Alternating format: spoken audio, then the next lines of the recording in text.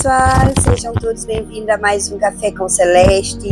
A missão da igreja é o nosso tema de hoje, a segunda lição dessa série. Irmãos, ide, portanto, fazei discípulos de todas as nações. Mateus 28, de 19 a 20. Aleluia! Glórias a Deus, glórias ao nosso Deus grandão. Sejam muito bem-vindos a esse canal, que o Senhor te abençoe grande e poderosamente, você e toda a sua casa, toda a sua família. O sangue de Jesus me cobre, me reviste com a armadura de Efésios 6, cubro também meus filhos, minhas netinhas com o sangue de Jesus, cubro meus irmãos e meus pais, minha nora, minha cunhada com o sangue de Jesus, cubro tudo que me pertence e pertence à minha família com teu sangue, Senhor. Senhor, entrego e consagro este dia a ti em nome de Jesus. Irmãos, a missão da igreja. A nossa leitura está em Mateus 28, de 18 a 20. Amém?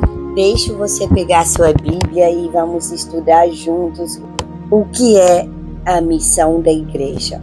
Irmãos, depois de estudarmos o que é a igreja e entendermos que ela é o corpo de Cristo, surge uma pergunta importante: por que Jesus deixou a igreja na terra? Se a nossa salvação já foi conquistada na cruz, por que o Senhor não nos salvou imediatamente para o céu?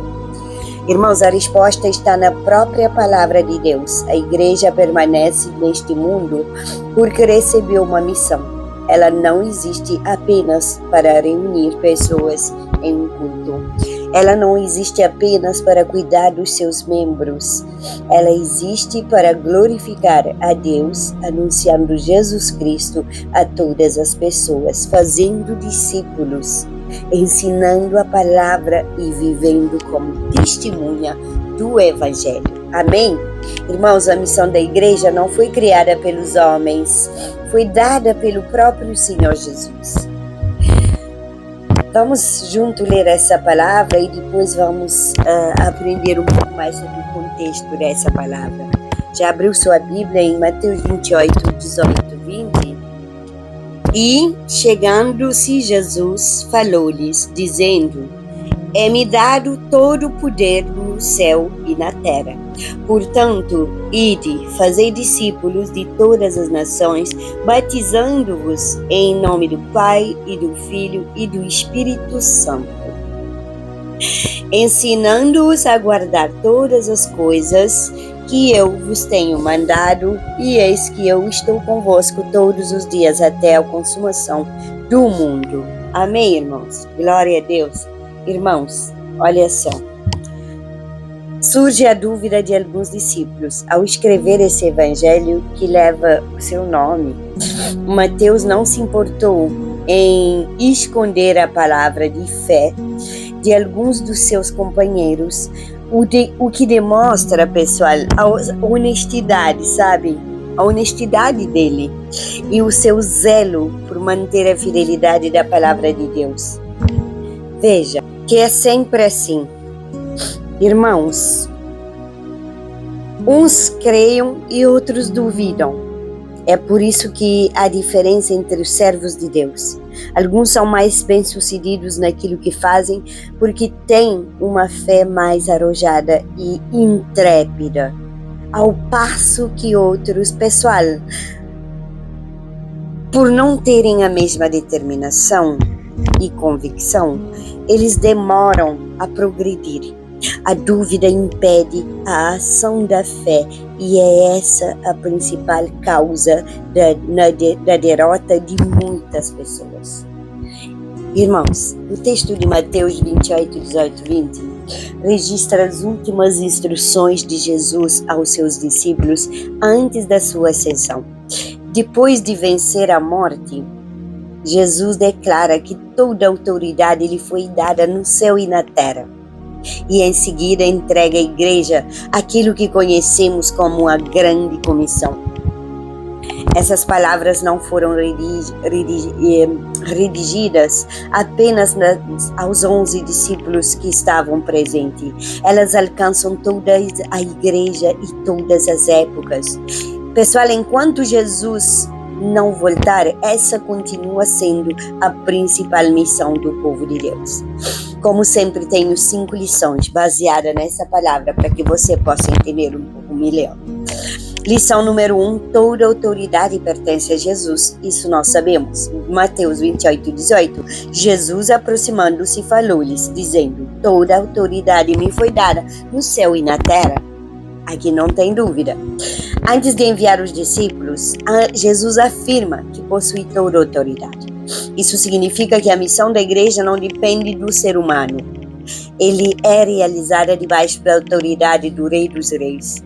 Irmãos, quando anunciamos o Evangelho, não falamos em nosso próprio nome.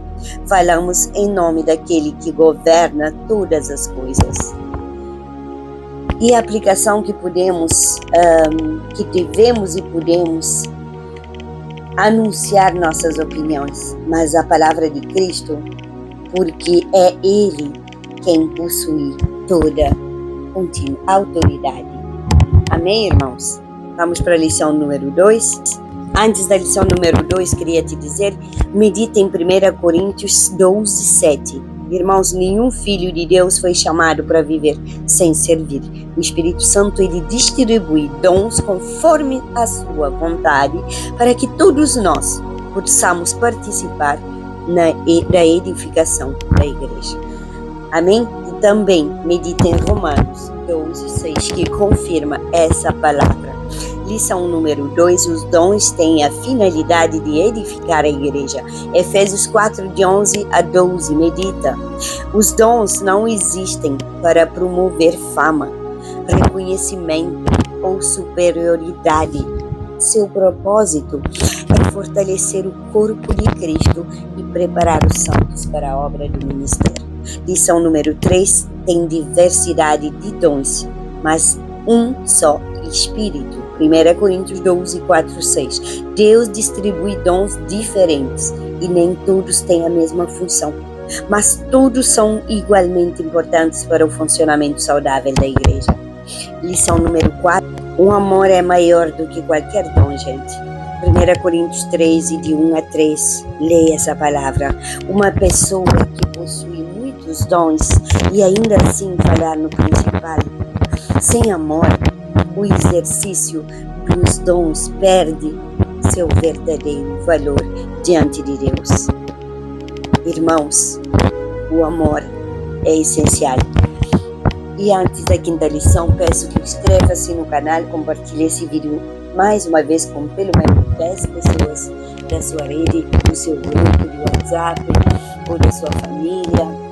Inscreva-se no canal e deixa seus pedidos de oração, deixa sua curtida e também ative o sininho de notificações. Amém?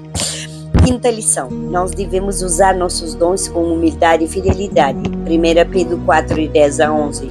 Cada dom recebido deve ser colocado ao serviço do próximo e para que toda a glória seja dada ao nosso Senhor. Aleluia! Toda a honra, toda a glória seja dada a Ele, somente a Ele. Gólida celeste, os dons espirituais não foram dados para mostrar quem é maior, mas para revelar a graça de Deus através de vidas dispostas a servir, quando cada membro exerce o dom que recebeu com amor e com humildade. Irmãos, toda a igreja cresce em Cristo Jesus e Cristo é glorificado. Vamos orar, pessoal. Pai querido, muito obrigado por mais esse dia na tua presença, coberta com o teu sangue, já revestida com as tuas armaduras. Senhor, toda a minha família está debaixo da cobertura do sangue de Jesus e todos os meus bens e pertences. Nós nos aproximamos de ti, Senhor, em nome de Jesus, reconhecendo que tu és o Senhor da igreja.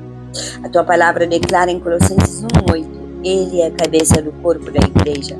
Hoje reconhecemos que nenhuma pessoa ocupa esse lugar, nenhum líder, nenhuma tradição e nenhuma instituição podem substituir a autoridade de Cristo Jesus. Que Jesus reine absoluto em nossa vida e em nossas igrejas.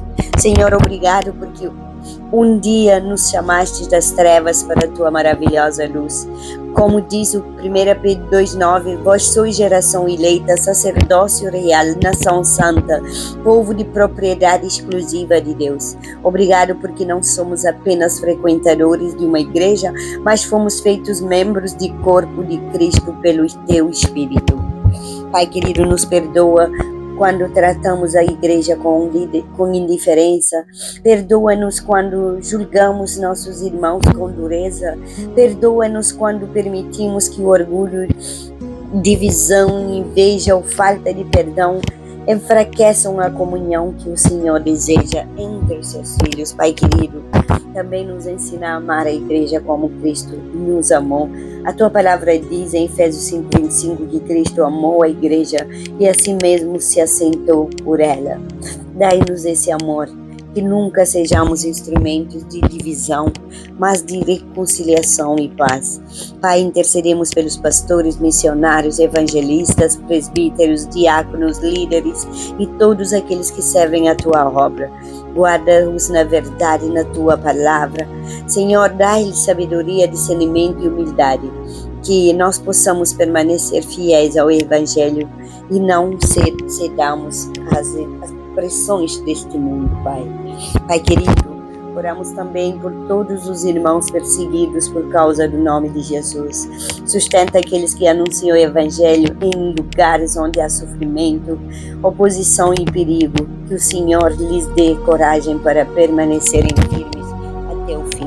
Apresentamos também diante de Ti em concordância todas as famílias, todos aqueles que acompanham esta oração, toda a minha família e parentela. Abençoa cada lar, restaura os casamentos, fortalece as uniões de pais e filhos, os relacionamentos entre irmãos. Guarda os filhos e os netos, Senhor. Guarda meus filhos e minhas netinhas. Salva aqueles que ainda não te conhecem, Pai. E faz de cada casa um lugar onde Cristo seja honrado. Lembramos também, Senhor, dos pedidos de oração enviados a esse canal diariamente. Tu conheces cada enfermidade, cada cirurgia marcada, cada diagnóstico difícil, cada coração aflito, cada lágrima derramada em silêncio. Estende a tua mão poderosa sobre cada vida, trazendo consolo, fortalecimento e, segundo a tua perfeita vontade, cura e restaura, Pai. Pai querido, oramos pela Suíça, por Cabo Verde, oramos por Portugal, pelo Brasil, por Israel e por toda a nação europeia, africana, americana, Senhor, por todo o mundo. Derrama o avivamento verdadeiro sobre a tua igreja. Senhor, oramos pela paz em Jerusalém. Senhor, nós te pedimos também que levanta homens e mulheres apaixonados pela tua palavra, comprometidos com a santidade, fiéis ao Senhor Jesus. Pai, ajuda-nos a viver como membros vivos do corpo de Cristo, que possamos servir com alegria, amar com sinceridade, perdoar como fomos perdoados e permanecer unidos na verdade do Evangelho. Que tudo que fizemos hoje glorifique o nome de Jesus, o único cabeça da igreja. Nós oramos com fé em nome do Pai, do Filho e do Espírito Santo. Em nome de Jesus. Amém e amém. Glória a Deus, irmãos. Que Deus abençoe sua vida grande e poderosamente. Que o Senhor te guarda. Que o Senhor te livra de todo perigo. O Senhor nos livra dos acidentes, da bala perdida, da pedra de tropeço. Em nome de Jesus. Medite nessa palavra de Mateus 28, 18, 20. Medite em Marcos 16, 15. Medite em Atos 1, 8, Romanos 10, 13 e 15. E 2 Coríntios 5, 18, 20. E por fim, 1 Pedro 3, 15. Tome nota, medite nessas palavras, porque confirma sobre a missão da igreja. Pessoal, ao final desse estudo, nós faremos sempre depois de um estudo, nós fazemos oração. Então não saia antes de finalizar com uma oração. Que Deus te abençoe grande e poderosamente. Compartilhe esse vídeo.